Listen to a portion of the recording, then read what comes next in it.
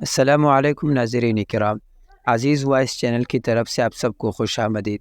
ناظرین کرام، ہماری آج کی ویڈیو عثمان غازی سیریز کی قسط نمبر 169 کی ریویو ہے،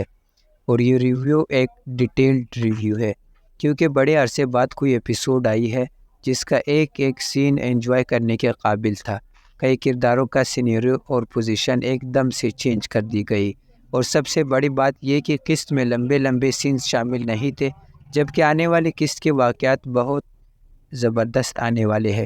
جن پر بھی تبصرہ ہوگا۔ تو ناظرین کرام، قسط نمبر 169 اس لحاظ سے بھی اہم ہے کہ اس سے بالکل 100 قسطیں پہلے عثمان بے تربت بے کے ساتھ پہلے مہم پر گئے تھے۔ ناظرین کرام، اس بار اس قسط میں ہر قسط کو واقعات اور اپیرنس کے لحاظ سے اپنا شیئر ملا۔ لوکاس، صوفیہ، کاراسی بے، البائی، اورہان، علاؤالدین اور گنجر بے۔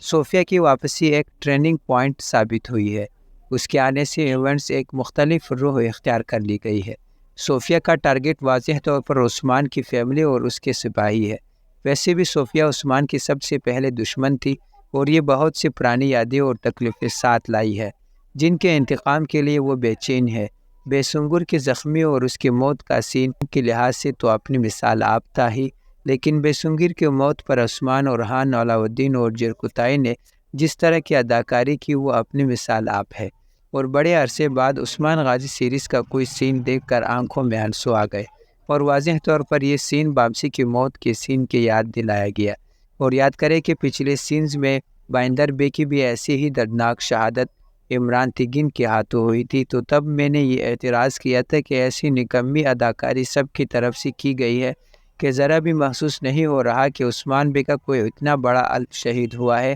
جبکہ کچھ مداحوں کا کہنا ہے کہ اس سین کے ذریعے رائٹرز نے درلش اور تغل میں احمد کی موت کے سین کو کاپی کیا ہے، کہ جس طرح نویان کی واپسی کے بعد اس نے ارطغرل غازی کے ساتھی احمد کو شہید کیا تھا، تو صوفیہ نے واپس آ کر بائی سنگر کو شہید کیا ہے۔ لیکن سینیریو بے شک ملتا جلتا ہو، زندگی میں ہونے والے واقعات آپس میں ملتے جلتے ہی ہوتے ہیں، لیکن یہ بات ماننی پڑے گی کہ صوفیہ نے واپس آ کر بازنطینیوں کو ایک نئی زندگی دی ہے، اور بائی سنگر کی شہادت کا سین چاہے احمد کی شہادت سے ملتا ہو یا پھر دوان الپ کی شہادت سے، لیکن یہ سین اپنی جگہ ایک اہمیت رکھتا ہے۔ لیکن ناظرین کرام، مجھے ایک بات سمجھ نہیں آئی کہ پہلے سیزن میں بے سنگر نہیں تھا، بلکہ کرلچ عثمان میں اس کی انٹری دوسرے سیزن کی قسط نمبر 29 میں ہوئی تھی، تو اس نے صوفیہ کو کیسے پہچان لیا؟ یہ محمد بزدار کی بہت بڑی غلطی ہے، اور اگر بے سنگر صوفیہ کو نہ پہچان پاتا اور اسے معلوم ہی نہ ہوتا کہ اسے قتل کرنے والی عورت کون ہے، اور پھر وہ مرنے سے پہلے عثمان بے کو یہ بتاتا کہ مجھے نہیں معلوم کہ وہ عورت کون ہے، تو سین کا زیادہ مزہ آتا۔ اب جب بے سنگر نے پہچان بھی لیا اور پھر بھی مرنے سے پہلے نام نہیں بتایا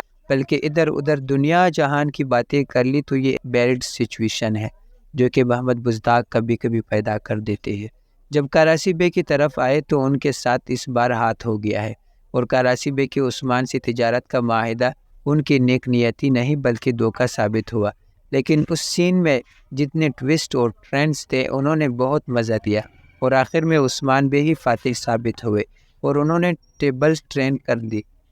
لیکن ایک بات کی طرف میں آپ لوگوں کو توجہ دلانا چاہوں گا کہ عثمان بے کی صندوقوں سے پتھر نکلنے پر کراسی بے کو غصہ کرنا ہی نہیں آ رہا تھا۔ ایسے لگ رہا تھا کہ کسی کارٹون مووی کا کوئی کردار پرفارم کر رہا ہو۔ اور لوکاس اور کراسی کے درمیان ہونے والا دوسرا معاہدہ جس میں ان دونوں کو شکست ہوئی، کیونکہ لوکاس اور کراسی کے درمیان عثمان بے کے خلاف پہلا معاہدہ وہ پل والا تھا جو عثمان بے نے خاک میں ملا دیا، اور اب ان کا دوسرا منصوبہ بھی ناکام ہو گیا، اور مجھے نہیں لگتا کہ لوکاس کراسی بے کو اس کی کشتی کا کوئی معاوضہ ادا کرے گا، یعنی کہ کراسی بے کو نہ تو کشتی بچا کر کوئی فائدہ ہوا اور نہ لوکاس کے کہنے پر کشتی پر عثمان بے کا تجارتی سامان تباہ کر کے کوئی فائدہ ملا۔ عثمان اور کراسی کا تجارتی معاہدہ ایک گیم تھا جس میں عثمان بے کامیاب ہوئے۔ اب تک کراسی بے کو نئے سیزن کے سینیریو میں کوئی خاص ویلیو نہیں ملی۔ اب جبکہ وہ کارادین قلعے کا مالک ہے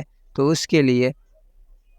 کوئی مضبوط سا سینیریو تیار کرنا چاہیے، ورنہ اداکاری کے معاملے میں یہ اداکار کسی کام کا نہیں۔ آرکاڈیوس کا کردار اچھا تھا، اور اس سے بھی اچھی بات یہ کی ہے کہ اس کی موت کو لمبا نہیں کیا گیا، اور 3 قسطوں میں ہی اس کا کردار اپنی پریزنس شو کر دی۔ اگر دشمنوں کا خاتمہ اسی طرح ہوتا رہا تو اس ڈرامے کا مزہ قائم رہے گا۔ ناظرین کرام، ایک اور زبردست چیز اس قسط کی یہ لگی کہ عثمان بے نے اورحان کو سوگوت بھیجا اور اورحان بے نے بغاوت ختم کر دی اور علاؤ الدین نے یعنی شہر میں جاری بغاوت کو روکا۔ میرے خیال میں علاؤ الدین گنجا سے جتنی دور رہے گا اس کی پرفارمنس اتنی ہی بہتر ہونے لگے گی، یعنی کہ اپنی بیٹی کے موت کے بعد گنجا کی طرح وہ غم میں ڈوبنے کے بجائے مزید نکھر کر سامنے آ رہا ہے۔ اور ناظرین کرام، اور نوٹ کریں کہ عثمان بے کی کوالٹیز ان کی دونوں بیٹوں میں منتقل ہوئی ہے۔ عثمان بے کے دلیل کے ساتھ بات کرنے کا انداز علاؤ الدین کے اندر آیا ہے، جبکہ ان کی جنگی قابلیت میں سے اورحان بے کو حصہ ملا ہے، اور دونوں کو وہی کوالٹیز ملی ہے جو انہیں سوٹ کرتی ہے۔ ولی عہد کے طور پر اورحان کی طاقت، ریاست کی نمائندگی اور لیڈرشپ کی صلاحیتیں ایسی ہی ہے جیسے جوانی میں عثمان بے کی تھی، لیکن اورحان بے کا فائٹنگ کا کبھی کوئی الگ سی سین بھی ہونا چاہیے، کیونکہ وہ ہمیشہ جنگجو کے گروپ کے ساتھ ہی لڑتے نظر آتے ہیں، اور دونوں بیٹوں کا اسی طرح اسپیشل مشن دیے جائے جن میں انہیں اپنے ذہن سے سوچ کر بھی پلاننگ کرنی پڑے۔ لیکن ناظرین کرام، اس قدر شاندار قسط کی ریٹنگ بھی پھر سے کم ہوئی ہے۔ حالانکہ اس ہفتے بقیہ 2 تاریخی سیریز کی ریٹنگ زیادہ ہوئی ہے، یعنی کہ صلاح الدین ایوبی اور سلطان فاتح۔ اس کا مطلب ہے کہ صوفیہ کی واپسی بھی مداحوں کو ایکسائٹمنٹ نہیں دے سکی۔ اصل میں اس بار بدھ کے دن ایک نئی سیریز جس کا نام لیلا ہے وہ ریلیز ہوئی ہے، تو وہ اس بار عثمان غازی سیریز کو واقعی ٹف ٹائم دے رہی ہے۔ ان دونوں ڈراموں کی ریٹنگ برابر جا رہی ہے۔ کچھ لوگ اس کم ریٹنگ کا الزام گنجا کو دے رہے ہیں، حالانکہ گنجا تو سیزن 5 سے ہی اس سیریز میں ہے اور ریٹنگ اوپر نیچے ہوتی رہی ہے، تو اس سے معلوم ہوا کہ کم ریٹنگ کی اصل وجہ گنجا کو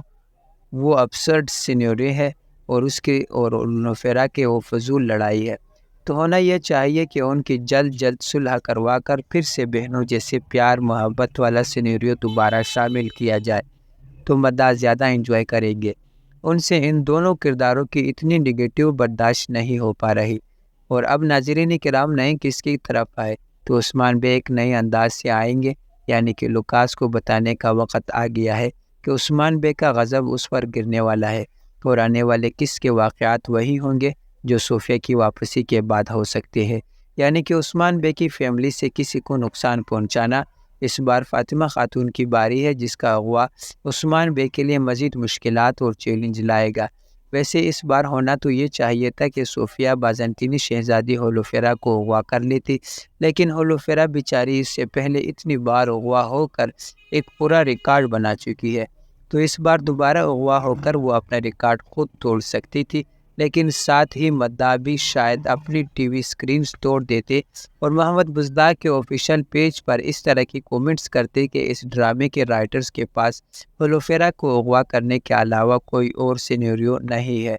اس لیے شاید اس بار پورا اندازے میں فاطمہ کا نام نکالا۔ ایک سوال جو نئے قسط کا ٹریلر دیکھنے پر مداحوں کے ذہن میں آ رہا ہے وہ یہ ہے کہ عثمان بے اور اورحان بے نے اپنے چہرے کالے کیوں کیے ہیں؟ تو ہو سکتا ہے کہ بے سنگر کے شہادت کے بعد یہ ان دونوں کا غم منانے اور اپنا انتقام لینے کا انداز ہو، اور شہزادہ اورحان اور علاؤ الدین اور جنگجو کے ساتھ مل کر کیمپ میں عثمان بے کا بیس بدل کر چکنا بازنطینیوں کے لیے کوئی نئی تباہی کا سما ہے۔